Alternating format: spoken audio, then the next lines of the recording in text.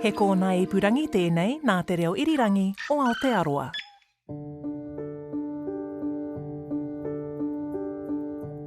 She called out to Jim and said, "Jim, can you check in on Alicia?"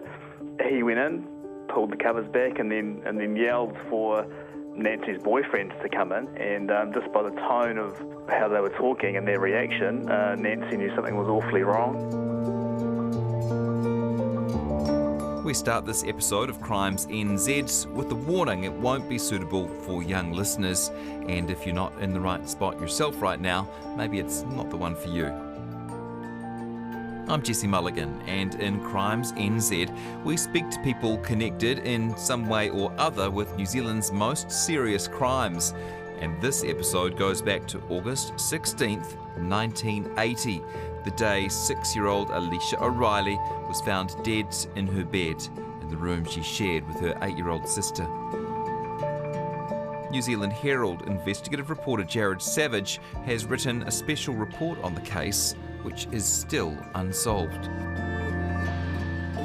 Yeah, it's pretty rough. It's a very grim, brutal case, and it's one that's I know it's affected some fairly senior police officers as well. So not a pleasant story to write or to read, really. Okay, well, let's go through what we know happened on that night, August 15th, 1980. So it was a Friday night. Alicia was 6 years old. She lived in Canal Road in Avondale, so sort of on the western edge of the city, a blue-collar sort of suburb. She was there with her mother, Nancy, and her older sister, Juliet, who was 8. So very, if I can just sort of describe a run-down sort of council-owned house. So it didn't have a lot of money. Nancy was a single mum. She had a boarder living with her. That night a storm was sort of coming into Auckland, heavy rain. The girls had dinner with their mum, chow mein, and then watched Dukes of Hazzard, which was a TV show at the time. Yeah, I remember that on a Friday night. Yeah, went to bed, and in the morning, so Alicia was quite a full-on, energetic child. Juliet was a more sort of serious, withdrawn one, and Nancy woke up in the morning, went out to have breakfast, saw Juliet there in the lounge playing with her dolls in front of the fire, said, "Where's your sister?" And Juliet said, "Oh, she's still in bed." And Nancy sort of breathed a sigh of relief, really, to think, she could have a bit of a cup of tea and a line and read the paper. Went back to her room, and she could see across the hall was Alicia's bed, and she could see Alicia, the lump of her body, under the bedspread, and she thought, okay, that's all good. It came to the point where it was like, okay, she's having a good sleep in here, try to, see what's going on. A friend who had come back to the house to pick up some tobacco was, in the house, walking past on his way out. She called out to Jim and said, "Jim, can you check in on Alicia?" He went in, pulled the covers back, and then yelled for Nancy's boyfriend to come in, said, "Nigel, come in here." And just by the tone of how they were talking and their reaction, Nancy knew something was awfully wrong. She rushed in to find Alicia under the bed cover, purple, swollen face, a lot of blood. And it's at that point that she sort of freaked out. Obviously something's horribly wrong. Alicia had a habit of getting into pills and medicine, so they had to hold, as every parent does, they put it up higher, in a kitchen cupboard. So she ran into the kitchen to check if she'd, got into the medicines, into the cupboard up there. She hadn't. Nothing had been touched. Came back and, just obviously a hysterical sort of reaction, screaming, and then, police were called, ambulances came, and nothing could be done for Alicia. It wasn't until that Nancy was taken to the police station that she was told that her daughter had been brutally raped and murdered in her own bedroom, and life's never been the same for her ever since, and here we are 40 years later. Yeah, horrific. And her sister was in the bed, in a bed in the same room, and apparently, or maybe we'll come back to this, but certainly at the time it appeared as though she hadn't seen or heard anything. Yeah, Nancy, her mother, is of the belief that Juliet did see something and kind of suppressed it, perhaps. and this, sort of pushed into the deep recesses of her mind, I suppose. And that's something that the police considered. I think at the time then, they probably wouldn't now, but I think at the time then they considered doing hypnotherapy perhaps to put, perhaps tease out some of the, if there were any repressed memories there. But yeah, certainly Nancy believes that her sister Juliet was never the same after Alicia's death, and whether or not she heard or saw anything, I guess we'll never know now. Yeah. So, were there any clues left behind? Yeah, there was. So there was fingerprints, and a partial palm print was left behind. This was compared to 200,000 print sets that the police had on their database. I mean, bear in mind, this is in the 80s. It wasn't a digital database where, it's like on TV where everything flashes by and they magically match. You're going, officers and staff are going through one by one to physically look at them and compare them. No match. There was also physical bodily fluid evidence found there, so which led the police to believe that she'd been raped. And we'll come back to this, I guess, but these days that would obviously provide very powerful DNA evidence. Wasn't available to the investigative team back in 1980. They also found some pubic hairs, which were sent away for testing in Australia. I forget the exact technical term for the test that they do, but they analysed the hair, and from that, the scientists were able to determine the blood type of the offender. They were also able to, from the hairs, they were able to say, well, it was likely that the offender was either Māori or of a Pacific Island descent. The testing also revealed something quite interesting, that they had, the strands of hair were contaminated with, 5 elements from the periodic table, cobalt and chromium, barium, iron, and antimony was the 5th one. That evidence led them to believe it's the sort of evidence which the inference is that the person was contaminated working in the paint factory or a similar sort of industrial sort of factory where you'd come into contact with paints and clay and things like that. It's a circumstantial piece of evidence. And also there were eyewitness accounts of a person seen in Canal Road, sort of about 1.8 metres tall, strongly built, wearing an army-style jacket and dark trousers and boots, potentially of Māori or Pacific heritage as well. So there were clues there, but also, there's no eyewitness accounts or, nothing really, really strong. It's more circumstantial bits of evidence which the police can then use to eliminate potential suspects. At the time, what approach did the detectives take? Very much what I would call an old school sort of police style, which was, common to the time in the early 80s. So a lot of the things that we take for granted these days, so cell phone tracking, GPS, security cameras, FPOS and credit card transactions, those are bits of evidence now that the police can use to essentially eliminates a suspect from the investigation. So if you or I were interviewed as part of this investigation, they would say, well, where were you on the 15th and 16th of August 1980? And we would say, well, we're at the pub or we're with our kids or I was at work. And these days they'd be able to access your phone and work out, well, were you where you said you were? So those digital records are these days so useful for either disproving or corroborating someone's version of events. In those days, none of those things really existed, and so detectives are relying on interviewing people, but also interviewing people who could potentially corroborate their version of events. And we would call it an alibi in TV shows. So they're really relying on people corroborating someone else's version of events, and seeing if they match up. And they had about 600 persons of interest at the time, so a huge amount of work getting around those people and also interviewing people who can back up where they said that they were at the time and eliminate them from the investigation pool. So very time intensive, very resource intensive, and it also relies on people being honest, and it also relies on people's recollection. Even if you can have an honest witness who is also mistaken. So there's a pool of suspects, I think, in the 10 to 20 number of range, where they're not entirely convinced by their version of events, or they're unable to be eliminated in terms of they don't necessarily believe the alibis that have been given by other people to back up their version of events, if that makes sense. Yeah. There were a couple of men who stayed the night at the house that night. Were they ever suspects? No, well, I'm sure they would have been in the initial poll. I mean, you'd be mad not to look at them, but they have been eliminated as the offender. I think, and there will be things in regards to blood type and fingerprints and things like that, which would have been able to eliminate them. So this is a home invasion, for lack of a better word, a stranger or certainly someone that doesn't live in the house who has entered the house for the purpose of committing this crime.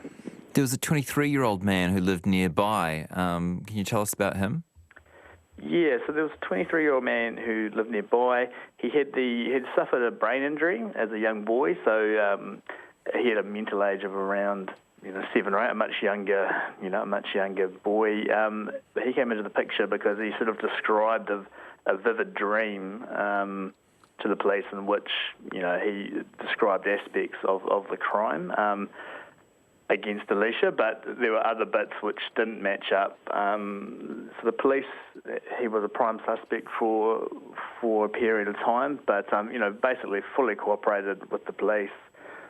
Fingerprints, blood samples, semen samples, the whole sort of works really, and couldn't match up with the evidence that they did at hand. So I'm not sure whether he has been eliminated completely from the inquiry, but certainly no arrest was ever made, and they couldn't push it any further at the time. So this was 40 years ago, and obviously the police didn't have any luck catching their killer. Were there any breakthroughs in subsequent years?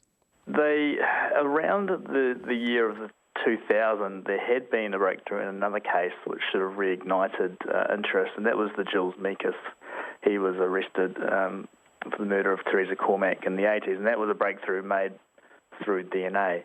Now, that sort of reignited a lot of interest within the police at using DNA as a tool to potentially solve other cold cases, and Alicia O'Reilly being one of them. However, DNA didn't exist as an investigative tool in the 1980 when this occurred. I think it possibly came through in the late 80s, but by that point, the DNA samples or the physical samples had been destroyed. No one's entirely sure why. I think the police and the scientists were sort of pointing the finger at each other, but certainly with hindsight, that would seem to be a pretty big mistake. So that gave some hope to the investigators sort of in the early 2000s. And certainly to Alicia's mother, Nancy, but there's been no real big break since then. Police can't keep pouring resources into a case going nowhere. And this brings us up to basically this point, the last year, where a detective who was a young detective at the time, a trainee detective in 1980, this is a case, he was combing through the backyard in charge of securing the scene and looking through the lawn for evidence. Stu Alsop-Smith, he's a detective inspector now, so he's quite senior. It's a case that stuck with him, and he's been working away in the background for a long time, maintaining close contact with Nancy O'Reilly, Alicia's mother, and they've got to the point now where he was able to basically say, well, look, we need to have another really good look at this. Some new evidence has come to light. Can't really talk about it publicly because that could jeopardise the case in terms of tipping off the killer to evidence. But they've got to the point there where they're reinvestigating it, and basically a new team has been put together to go over all the evidence with fresh eyes to see if they can piece the puzzle together. Wow. And what have they told you can say publicly? Well, Well, I mean, I could say it publicly. I sort of choose not to. I don't want to be the one responsible for stuffing up a 40-year-old cold case. But I can't really say what it is because it's quite specific. But I've seen. I don't think I'm breaking any confidences here that the police are asking people who provided an alibi at the time to reconsider something along those lines. Yeah, and that comes back to that point we were talking about before, where so much of their original investigation relied on people giving alibis to others. So one of the key things that Stu Alsop-Smith is saying is like, look, if you gave an alibi for someone back in 1980 where you're not comfortable with what you said, or you could be mistaken, or you've outright lied, please come forward and tell us. The police are not interested in persecuting or prosecuting anyone for giving false evidence at the time. Their sole goal is to solve this case. And so they're basically saying, look, come forward, tell us anything. If you have any sort of doubt at all, come forward and tell us. And that could provide the missing piece of the puzzle there. And what Stu sort of told me and what is quite common in a lot of these sort of cold cases or where arrests are made, 10, 15, 20 years later, is that allegiances change. So back in 1980, hypothetically speaking, someone could have given an alibi to protect a friend or to protect a partner, or out of fear, they might have just said what needed to be said without knowing what they were doing. And but times change, and 20, 30, 40 years on, those allegiances might have waned, the loyalty might no longer be there. They might have the courage to stand up and actually say, I didn't tell the truth back in 1980. So, yeah, that's very much part of what the police are hoping to do in this new review. Yeah. You've talked to Alicia's mother? Yes, yep. Nancy, I've spent quite a bit of time with her. She's quite a remarkable woman, really. Yeah. She's had a tough life. It almost seems too much to go into this, but she lost, the daughter who was in the room when the murder happened has died, right? That's right. So Juliet was 8 when Alicia was murdered. About 7 years later, when she was 15, Nancy and Juliet were driving in a car in Auckland and they were struck by another car, a drunk driver behind the wheel of the other car, and that killed Juliet. She was only 15 at the time. And obviously, coming on the back of, to have one daughter taken in such tragic circumstances is bad enough, and then to have that on top of it, I think it would break a lot of people. But Nancy told me quite an amazing story about how, obviously the young man, the drunk driver, was charged, and but she went and met with him in like a restorative justice type meeting ahead of the sentencing, and she forgave him and hugged him, and just that sort of power of forgiveness really was quite an amazing story for her to tell. And she's had other setbacks along the way after that. She had she had entered a new relationship, and then their daughter died in labour basically, so she had to bury three daughters. And now she's got 2 healthy adult sons now, I might add. But to go through 3 deaths like that, the way that she said it to me was she felt like she was a jinx. She had people coming to her funerals of the daughters, and she'd be apologising, because here she was again having to invite people to a funeral. So yeah, she's had a hell of a life, and is currently battling leukemia, but she's very resilient and doesn't harbour resentment, and is and in terms of finding justice for Alicia, she's not looking for a criminal trial or retribution or anything like that. She just wants some answers really to something that's sort of cast a shadow over her for 40 years. So what are the chances, Jared, of finding the killer now? I don't know, because I don't know enough.